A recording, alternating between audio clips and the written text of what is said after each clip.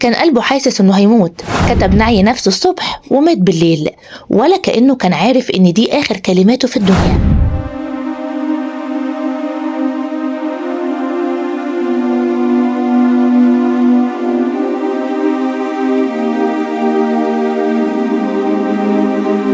كتب الصبح وكأنه بيودع، وبالليل كان خلاص مشي وسابنا.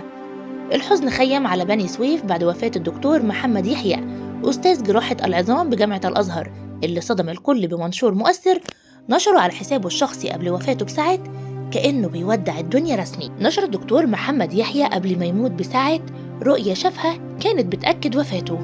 نشر على حسابه قال: السلام عليكم ورحمة الله وبركاته. رأيت فيما يرى النائم أني وصديق عمري علاء إبراهيم الذي توفى منذ فترة بسيطة، ألف رحمة ونور تنزل عليه. رأيتني مأنججه من ذراعه وماشيين تحت الأرض. إزاي تحت الأرض الله أعلم.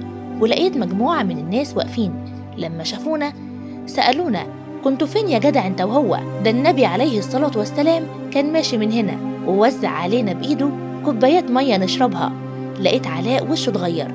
قلت له: ولا يهمك، تعال نروح هناك، ربنا سبحانه وتعالى بيوزع مية، نروح نشرب مية. وسقاهم ربهم شرابا طهورا. علاء سبقني إلى دار الحق، وأنا إن شاء الله بهم لاحقون. هذه الرؤية منذ عدة أشهر وأذكرها بحذافيرها. الله يرحمك يا علاء ويجعلها رؤية صادقة. أسعد الله أيامكم وأمدكم بالصحة والسعادة. نشر الدكتور محمد يحيى كأنه مستني دوره، وكأنه بيعلن عن رحيله قبل ما يحصل رحيله بكم ساعة. واللي قرأ كلامه وقتها يمكن استغرب، يمكن حس إنها مجرد كلمات، لكن محدش كان عارف إن الموت كان بيجهز له فعلا. الدعاء اتحول لصدمة وبكاء. الناس كانت لسه بتعلق على منشوره بيدعوا له وبيدعوا لصاحبه الراحل. فجأة تحول الدعاء لصدمة.